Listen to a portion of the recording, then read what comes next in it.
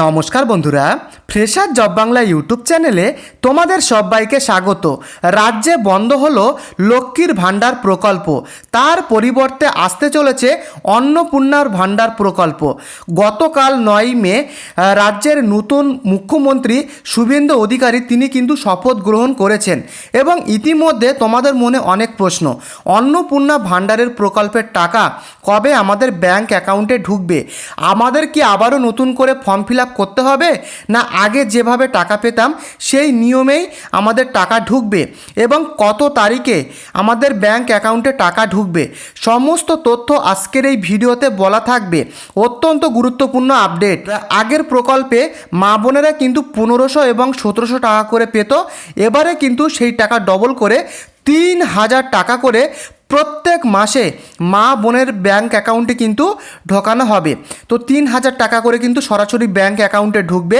তো এখানে তোমরা কিভাবে আবেদন করবে এবং যোগ্যতা, ডকুমেন্ট কি কি লাগবে, কি কি নথিপত্র তোমাদেরকে দিতে হবে, আবেদন পদ্ধতি কি রয়েছে, কবে থেকে তোমরা ব্যাংক অ্যাকাউন্টে টাকা পেতে শুরু করবে, সম্পূর্ণ তথ্য আজকের এই ভিডিওতে তোমরা পেয়ে যাবে। অত্যন্ত গুরুত্বপূর্ণ আপডেট, শেষ পর্যন্ত ভিডিওটি দেখো। ভিডিওটি শুরু করবার আগে প্রত্যেককে বলবো, যারা তোমরা চ্যানেলে নতুন, তোমরা প্রত্যেকে চ্যানেলটিকে সাবস্ক্রাইব করে ভিডিওটিকে প্রত্যেকে একটি করে লাইক করে দিও।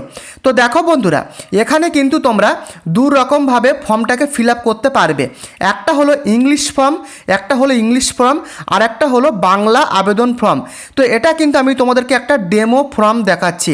তো দেখো, যখন অফিসিয়ালিভাবে পোর্টালে যখন ফর্ম প্রকাশ করবে, তোমরা যারা বাংলা ভাষায় ফর্ম ফিল আপ করতে চাও তারা কিন্তু সহজে বাংলা ফর্মটাকে ডাউনলোড করে ফিল আপ করে জমা করতে পারবে। পাশাপাশি তোমরা যারা ইংলিশে ফর্ম ফিল আপ করতে চাও তারা কিন্তু ইংলিশ ফর্মটাকে পিডিএফ আকারে ডাউনলোড করে ফিল আপ করে জমা করতে পারবে। তো এটা কিন্তু একটা আমি তোমাদের ডেমো দেখালাম। তো এটা তোমরা ভালোভাবে দেখে নেবে। আচ্ছা, তো বন্ধুরা, পরবর্তী আপডেটে যাওয়ার আগে কে কোথা থেকে ভিডিওটি দেখছো প্রত্যেকে তোমাদের লোকেশান কমেন্ট করে তোমরা লিখে জানিও। তো এখানে দেখে নাও যে স্কিম নেম অন্নপূর্ণা ভাণ্ডার স্কিম। আগের লক্ষ্মীর ভাণ্ডার যারা পেত সেই টাকা কিন্তু বন্ধ, তার পরিবর্তে আসছে অন্নপূর্ণা ভাণ্ডার প্রকল্প এবং শুধুমাত্র পশ্চিমবঙ্গের মহিলারাই কিন্তু এই প্রকল্পের 3000 টাকা করে তারা কিন্তু প্রত্যেক মাসে ব্যাংক অ্যাকাউন্টে পাবে এবং আবেদন করা যাবে অনলাইন প্লাস অফলাইন, দু রকমভাবে কিন্তু এখানে তোমরা আবেদন করতে পারবে। সেটা কিন্তু লেখাই রয়েছে, অনলাইন প্লাস অফলাইনের মাধ্যমে তোমরা এখানে আবেদন করতে পারবে। এবং তার সাথে সাথে আবেদন করার ক্ষেত্রে কি কি এলিজিবিলিটি ক্রাইটেরিয়া থাকতে হবে সেগুলো তোমরা ভালোভাবে দেখে নাও। তো প্রথমত তোমাদের লেখাই রয়েছে applicant must B a female candidate, অর্থাৎ এই টাকা পাওয়ার জন্য আবেদনকারীকে অবশ্যই মহিলা প্রার্থী হতে হবে, সেটা কিন্তু লেখাই রয়েছে। এবং applicant must B a permanent resident of West Bengal, অর্থাৎ আবেদনকারীকে অবশ্যই পশ্চিমবঙ্গের বাসিন্দা হতে হবে, পশ্চিমবঙ্গের বাইরে কিন্তু হবে না, পশ্চিমবঙ্গের বাসিন্দা কিন্তু হতে হবে। তার সাথে লেখা রয়েছে, দেখো, family income must be remain within the prescribed eligibility limit, অর্থাৎ আবেদনকারীর পরিবারের মোট বার্ষিক আয় নির্ধারিত যোগ্যতার সীমার মধ্যে থাকতে হবে। বুঝতে পেরেছো? এটা বুঝতে পেরেছো? এবং তারপরে লেখা রয়েছে, দেখো, applicant must process an active personal bank account, অর্থাৎ যে আবেদনকারী আবেদন করবে তার নিজের নামে সক্রিয় ব্যাঙ্ক অ্যাকাউন্ট কিন্তু থাকতে হবে। এটা কিন্তু বাধ্যতামূলক, অর্থাৎ তুমি যদি আবেদন করো তোমার নিজের নামের সক্রিয় ব্যাঙ্ক অ্যাকাউন্ট কিন্তু থাকতে হবে। তোমার হাজব্যান্ড বা অন্য কারোর ব্যাঙ্ক অ্যাকাউন্ট দিলে সেই ফর্ম কিন্তু পুরো রিজেক্ট করা হবে, এটুকুনি তোমরা শিওর হয়ে যেও। এবং তার সাথে লেখা রয়েছে, দেখো, the bank account must be linked with Aadhaar, অর্থাৎ যেটাকে ডিবিটি বলে, ডাইরেক্ট বেনিফিট ট্রান্সফার। সরকার কিন্তু এই ডিবিটির মাধ্যমে টাকা তোমাদের ব্যাঙ্ক অ্যাকাউন্টে পাঠাবে 3000 করে। তো অবশ্যই তোমাদের ব্যাঙ্ক অ্যাকাউন্টের সাথে আধার কার্ড কিন্তু যুক্ত করতে হবে, না হলে টাকা কিন্তু ঢুকবে না। কারণ এর আগেও দেখা গেছে যাদের ব্যাঙ্ক অ্যাকাউন্টে ডিবিটি অর্থাৎ আধার আধার কার্ড লিঙ্ক করা যাদের ছিল না তাদের অ্যাকাউন্টে কিন্তু কোনো টাকাই ঢোকেনি, অতএব ডিবিটি লিঙ্ক করা তোমাদের কিন্তু বাধ্যতামূলক। তারপরে তোমরা দেখে নাও আরও কী কী বলা হয়েছে। তো এডিশনাল এলিজিবিলিটি ক্রাইটেরিয়া কি বলা হয়েছে তোমরা সেটা ভালোভাবে দেখো। Applicant must process all required valid document, অর্থাৎ আবেদনকারীর সমস্ত প্রয়োজনীয় ও বৈধ নথিপত্র থাকতে হবে। কি কি ডকুমেন্টস? প্রথমত রয়েছে আধার কার্ড কিন্তু থাকতে হবে এবং রেসিডেন্স প্রুফ। রেসিডেন্স প্রুফটা কি? তুমি যে জায়গায় থাকো সেই বাসস্থানের সার্টিফিকেট কিন্তু তোমাদেরকে দিতে হবে। তো এক্ষেত্রে যারা এবারে প্রশ্ন করবে যে রেসিডেন্স প্রুফের সার্টিফিকেট আমি কোথায় পাবো, দেখো তোমাদের নিকটবর্তী যে পঞ্চায়েত অফিস রয়েছে সেখান থেকে গেলেই কিন্তু তোমার যে রেসিডেন্স সার্টিফিকেট সেটা কিন্তু তোমরা ইস্যু করাতে পারবে। এবং তোমার ইনকাম প্রুফ, অর্থাৎ তোমার বার্ষিক আয় কত সেই ইনকাম প্রুফ কিন্তু তোমাদেরকে দিতে হবে। তোমার যে বিডিও অফিস রয়েছে সেই বিডিও অফিস থেকে তোমরা কিন্তু এই ইনকাম প্রুফের যে নথি সেটা কিন্তু তোমরা পেয়ে যাবে।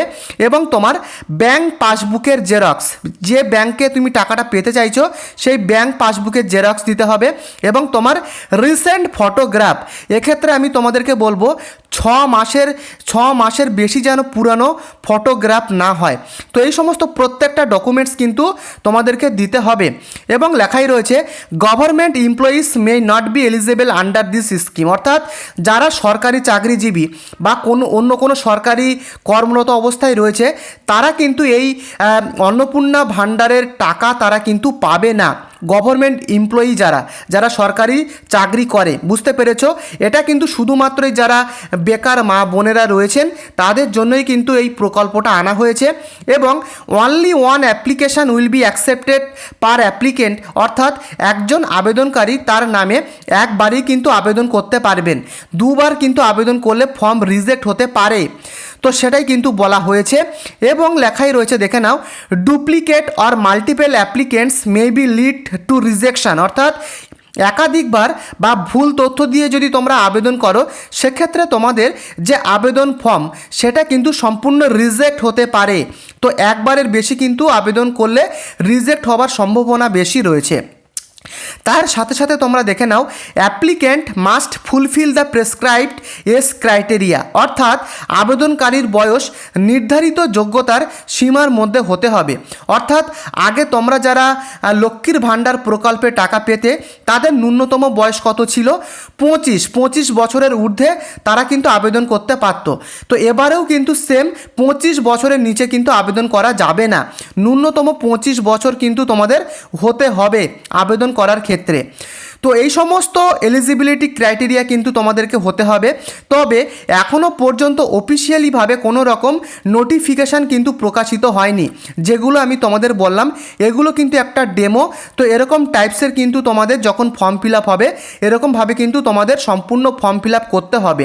তাই তোমরা অফিসিয়াল নোটিশের জন্য ওয়েট করো।